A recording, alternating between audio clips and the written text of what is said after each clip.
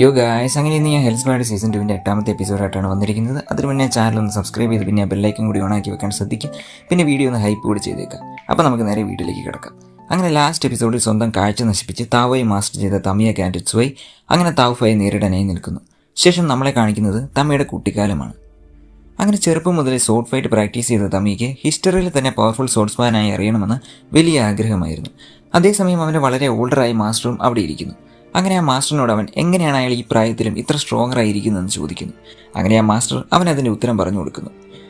നീ വളരെ ഗ്രീഡിയാണ്, കാരണം നിനക്കെല്ലാം ആവണം. തിക്കർ, ഹാർഡർ, ഹോട്ടർ, ഫാസ്റ്റർ, അങ്ങനെ എല്ലാ സ്കില്ലും നേടാൻ ശ്രമിച്ചാൽ നിന്റെ ഫോക്കസ് നഷ്ടപ്പെടും. ആർക്കും അതിന് കഴിയില്ല. അതുകൊണ്ട് നീ ബാക്കിയുള്ളതിനൊക്കെ വിട്ടിട്ട് നിന്റെ ഉള്ളിലുള്ളത് എന്താണെന്ന് അറിയാൻ ശ്രമിക്കുക. വൈഡറായി ചിന്തിക്കാതെ ഡീപ്പറായി ചിന്തിക്കുക. പക്ഷെ തമയ്ക്ക് അയാൾ പറഞ്ഞതൊന്നും മനസ്സിലായില്ല. എങ്കിലും അവൻ ആ കൺട്രി മുഴുവൻ ചുറ്റി നടന്ന് സ്ട്രോങ്ങറായ സോൾസ്മാനെ ബീറ്റ് ചെയ്തുകൊണ്ടേയിരുന്നു. അങ്ങനെ താവോയെ മാസ്റ്റർ ചെയ്ത തമിയ താഫയെ വെട്ടിമുറിക്കുന്നു. അങ്ങനെ അവൾ കാരണമാണ് ഞാൻ ഇത്രയ്ക്കും സ്ട്രോങ്ങർ ആയതെന്ന് പറയുന്നു. പക്ഷെ അതുകൊണ്ടൊന്നും ഒരു യൂസും ഇല്ലെന്ന് പറഞ്ഞ് തൗഫ റീജനറേറ്റ് ആവാൻ തുടങ്ങുന്നു. എങ്കിൽ നീ മരിക്കുന്നിടം വരെ നിന്നെ ഞാൻ വെട്ടിക്കൊണ്ടേയിരിക്കുമെന്ന് പറഞ്ഞ് തമിയ അവളെ അറ്റാക്ക് ചെയ്യുന്നു. പക്ഷെ തൗഫ അത് കേട്ട് നീ വളരെ റൊമാൻറ്റിക് ആണെന്ന് പറഞ്ഞ് പൊട്ടിച്ചിരിക്കുന്നു. ഈ സമയം ഫൂച്ചിയും താവോയെ കാണാൻ അയാൾക്ക് കഴിഞ്ഞാലും അയാളുടെ ഫയർ ടൈപ്പ് വെച്ച് ഒരിക്കലും അവളെ തോൽപ്പിക്കാൻ സാധിക്കില്ല. പക്ഷെ പൂച്ചയുടെ മെറ്റൽ ടൈപ്പ് വെച്ച് അവളെ ഹിൻഡർ ചെയ്യുമെങ്കിലും അവനത് യൂസ് ചെയ്യാൻ അറിയില്ല. അപ്പോഴാണ് അവന് ഗബിമാറു പഠിപ്പിച്ച കാര്യം ഓർത്തത്. ഹിൻഡറിങ് എനിമിയുടെ താവോ ഫ്ലോയെ കുറയ്ക്കും, അല്ലെങ്കിൽ സ്റ്റോപ്പ് ചെയ്യും. അങ്ങനെ അവൻ ഓടിച്ചെന്ന് തൗഫയുടെ ടാൻഡൻ ഉള്ളിടത്ത് കെട്ടിപ്പിടിക്കുന്നു. അങ്ങനെ അവൾക്ക് ഇനി ടാൻഡനെ യൂസ് ചെയ്ത് റീജനറേറ്റ് ആവാൻ കഴിയില്ല എന്ന് പറഞ്ഞുകൊണ്ട് തമിയയോട് അവളുടെ ടാൻഡനെ നോക്കി വെട്ടാൻ പറയുന്നു. പക്ഷെ തമിയ അയാളുടെ ബ്ലറായ കണ്ണുപയോഗിച്ച് വെട്ടാൻ ശ്രമിച്ചെങ്കിലും താൻ പൂച്ചയും ചേർത്ത് വെട്ടുമോ എന്ന് അയാൾക്ക് ഡൗട്ട് തോന്നുന്നു. പക്ഷെ പെട്ടെന്ന് അവൻ്റെ മാസ്റ്റർ പറഞ്ഞത് തമിയ ഓർക്കുന്നു. മറ്റെല്ലാത്തിനെയും മറന്ന് നിന്റെ അടുത്തുള്ളതിൽ മാത്രം ശ്രദ്ധിക്കണം. അങ്ങനെ തമിയ കൃത്യം തൗഫയെ മാത്രം വെട്ടി വീഴ്ത്തുന്നു. നിന്റെ കളിയെല്ലാം ഇതോടെ തീർന്നടി. അങ്ങനെ ബീറ്റണായ തൗഫ ജൂഫായി വിളിക്കുന്നു. ജൂഫ അതറിഞ്ഞ് ഞെട്ടുന്നു. ആ സമയം ചോബെ അവർക്ക് ജൂഫയുടെ ടൈപ്പിനെ ഹിൻഡർ ചെയ്യാൻ കഴിയാത്തതിനാൽ അവൻ്റെ സ്പെഷ്യൽ പവർ യൂസ് ചെയ്യാൻ ഒരുങ്ങുന്നു. എന്നാൽ തോമ അവനെ തടഞ്ഞ് നമുക്ക് ഒരുമിച്ച് നിന്ന് അവനെ തോൽപ്പിക്കാമെന്ന് പറയുന്നു. അങ്ങനെ ജൂഫ ഞങ്ങളെ ചതിച്ചതിൻ്റെ കോൺസിക്വൻസസ് എന്താണെന്ന് കാണാൻ തയ്യാറായിക്കോളൂ എന്ന് പറയും. അപ്പോൾ ചോബെ എതിരെയുള്ളത് ആരായാലും നിന്നെ തോൽപ്പിക്കാൻ ഞങ്ങൾ രണ്ടുപേർ തന്നെ ധാരാളമാണെന്ന് പറയും. അപ്പോൾ ജൂഫയും അതിനോട് യോജിക്കുന്നു എന്ന് പറഞ്ഞ് അയാളുടെ കൈ പൊക്കിയതും തൗഫയുടെ കൈയും അവൻ്റെ ഒപ്പം ചേരുന്നു. അങ്ങനെ അവർ ഒരുമിച്ച് കിഷിക്കായ് ഫോമിലേക്ക് മാറുന്നു. ശേഷം അവിടുന്ന് കട്ട് ചെയ്ത് ജൂഫയും തൗഫയും ഉണ്ടായ സമയം തൊട്ടുള്ള അവരുടെ ജീവിതം കാണിക്കുന്നു. പിറന്ന അന്ന് മുതലേ തന്നെ അവർ ഒരുമിച്ചായിരുന്നു ഉണ്ടായിരുന്നത്. റെയിനും അവരെ വളരെ സ്പെഷ്യലായാണ് കണ്ടിരുന്നത്. അതുകൊണ്ട് തന്നെ ഇവർക്ക് ബാക്കിയുള്ള ടെൻഷനിൽ നിന്നും ഒരുപാട് വ്യത്യാസങ്ങളുണ്ടായിരുന്നു.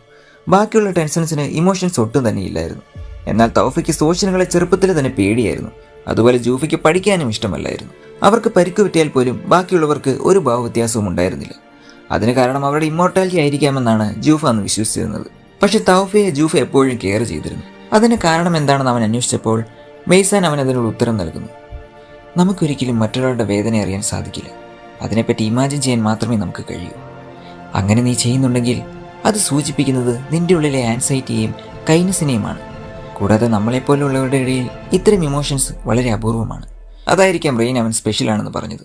അങ്ങനെ തൗഫ അവനെ വിളിച്ച് അവർ കളിക്കാനായി പോകുന്നു.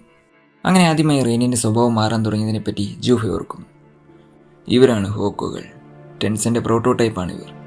നമ്മുടെ കാസിലിൻ്റെ പുറത്താണ് ഇവർ താമസിക്കുന്നത്. ഇനി മുതൽ ഇവരെ വെച്ച് നിങ്ങളുടെ താവോയെ വീണ്ടെടുക്കാം. അപ്പോൾ അത് കേട്ട് അവർ ആശ്ചര്യപ്പെട്ടപ്പോൾ റെയിൻ, ഇനിയാണ് നിങ്ങളുടെ യഥാർത്ഥ ട്രെയിനിങ് സ്റ്റാർട്ടാവുന്നത്. റാൻ ഡൂയിങ് പ്രാക്ടീസ് ചെയ്യും. മൂതാൻ ഷൂത്തനും ഗുയ്ഫ ഷൂറ്റ്സുവും ഷൂജിൻ തൈസൊക്കുവും അവസാനം ജൂഫയും തൗഫയും ചേർന്ന് ബോച്ചുജുത്സു പ്രാക്ടീസ് ചെയ്യും. ഇതിനു വേണ്ടിയാണ് ഞാൻ നിങ്ങളെ വളർത്തിയത്. എനിക്കറിയാം ഇത് കുറച്ച് നേരത്തെ ആയിപ്പോയെന്ന്, പക്ഷേ നമുക്ക് വേറെ മാർഗമില്ല. അങ്ങനെ അന്ന് മുതലാണ് റെയിൻ മാറാൻ തുടങ്ങിയതെന്ന് ജൂഫ ഓർക്കുന്നു. അങ്ങനെ ഒരുപാട് വർഷങ്ങളായി അവർ ബോച്ചുജുത്സു പ്രാക്ടീസ് ചെയ്തുകൊണ്ടേയിരുന്നു. പക്ഷെ അവർ ഒരിക്കലും ഹോക്കോയെ കൊന്ന് താവോ അബ്സർവ് ചെയ്യാൻ ശ്രമിച്ചിരുന്നില്ല. പകരം താവോ ഇൻക്രീസ് ചെയ്യാൻ സഹായിക്കുന്ന ഫ്രൂട്ട്സ് കഴിച്ചാണ് അവർ ജീവിച്ചത്. അങ്ങനെ ജൂഫയെ തൻ്റെ പാർട്ണറായി കിട്ടിയത് തൻ്റെ ഭാഗ്യമാണെന്ന് തൗഫ പറയുന്നു.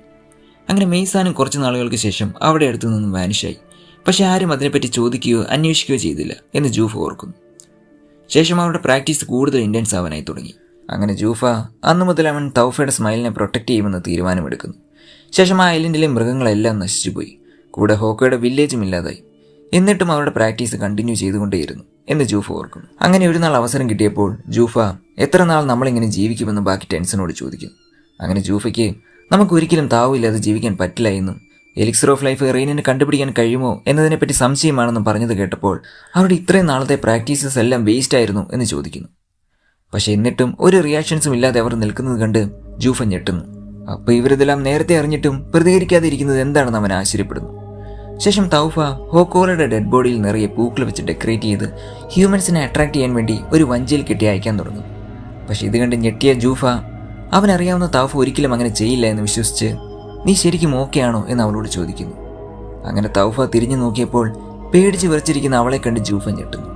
പക്ഷെ ജൂഫ അവളെ ആശ്വസിപ്പിച്ചുകൊണ്ട് പറയുന്നു, സാരമില്ല തൗഫ, ഹ്യൂമൻസും ഹോക്കോകളെ പോലെ തന്നെയാണ്.